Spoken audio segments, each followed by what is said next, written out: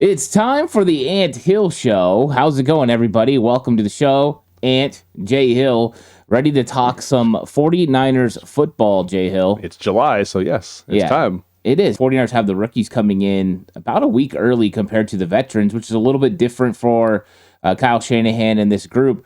But, I mean, we've got some very impressive rookies that are going to be coming in, from Ricky Pearsall to Renardo Green to Dominic Pooney to Malik Mustafa. I think it's a really eclectic group and a group that I think there's high hopes for.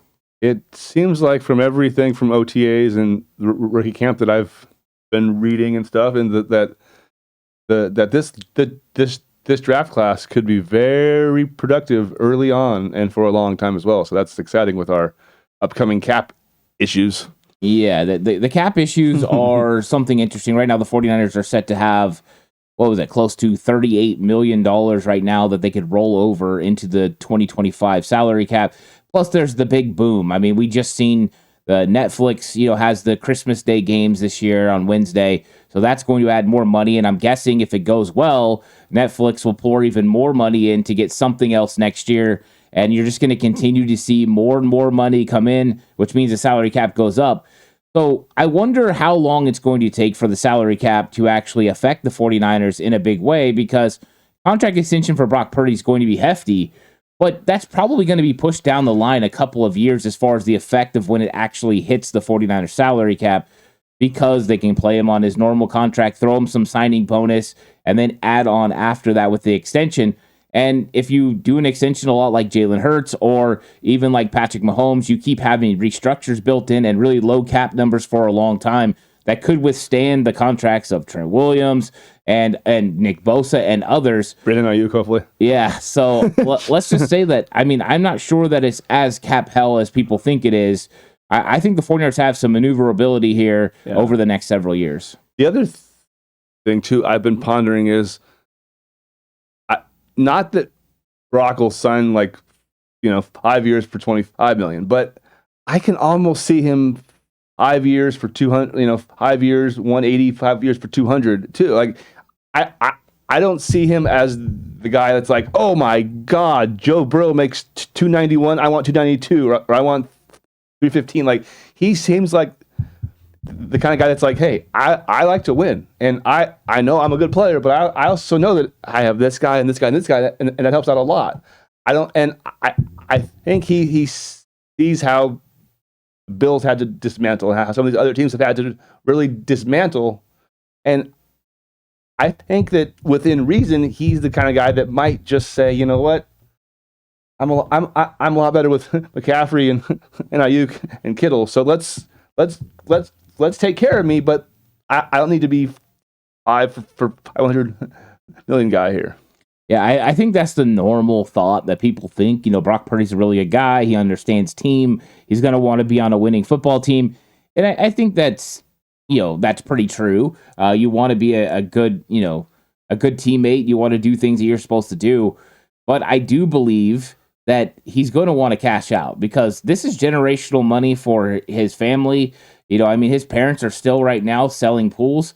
So I'm guessing at some point, they could retire and he could go ahead and take care of his new wife and their eventual children. So I think that's why the structure of the contract is going to be as important as the money that's involved in the contract. And I think that's why they'll work something out that continues to allow them to be competitive, but in the same way gets Brock Purdy the money that hopefully by then he really deserves, because if he has the success that he's definitely built to have in 2024, that will make it even easier for him to sell, and even easier for the team to sell. Hey, we got to give Brock Purdy this elite amount of money because that's what he deserves.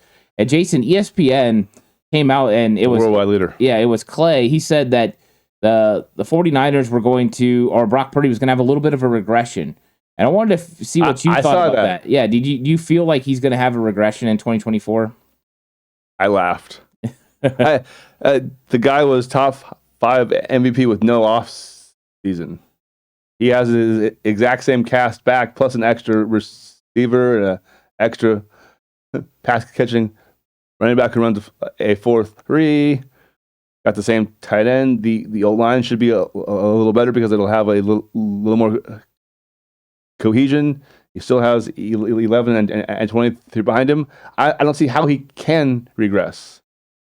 Yeah, I think it would be that's illogical. I think it would be a little bit difficult for him to regress when he had such a great season last year with no offseason. Yeah, really. That's huge. I mean, you're getting that elbow where it needs to be. You're having rest during training camp because you're worried about how much he's throwing. He's still a part of that.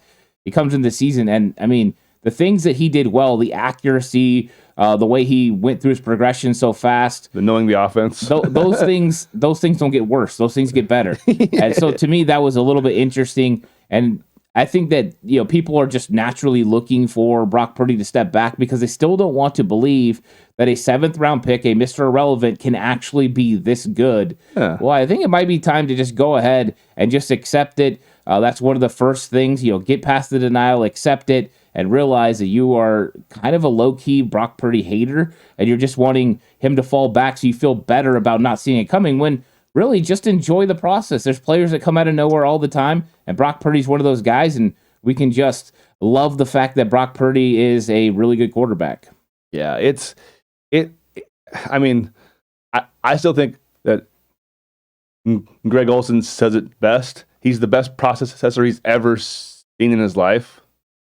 Like that's a guy who's a tier below being a Hall of Fame tight end, and so he's played for some pretty good quarterbacks and some pretty good coaches. So if that's how he sees it, I'm gonna probably trust him a little bit more than some random guy on ESPN.com. Like that's just kind of stupid. Yeah. To me. I mean, that's what Steve Young always says too, right? That's a superpower. Yeah. Is that's something that separates him from everybody else, is his ability to process information and then get rid of the football on time. And he does it with elite accuracy, and you put the package together. And the thing that people will probably start to see is now you're going to see Brock Purdy start taking that next step forward. He got thrust in there his rookie season after not very many reps. And then last year he got to play a full season out there on the field. Could we get a Matt Ryan type, assurance where he's on the field and he's able to navigate everything the way Matt Ryan was the second year in Kyle Shanahan's system? This will be officially his second year within, starting day one. I think maybe we're going to see that control of the offense, his ability to get them in and out of the right plays, to recognize what defenses are trying to do to them, because everyone keeps saying defenses are going to catch up. If the defenses were going to catch up, it was last year. Thanks for watching. Full episodes of The Ant Hill Show are available over on Patreon. 49ers Cutback on Patreon. Thanks for watching.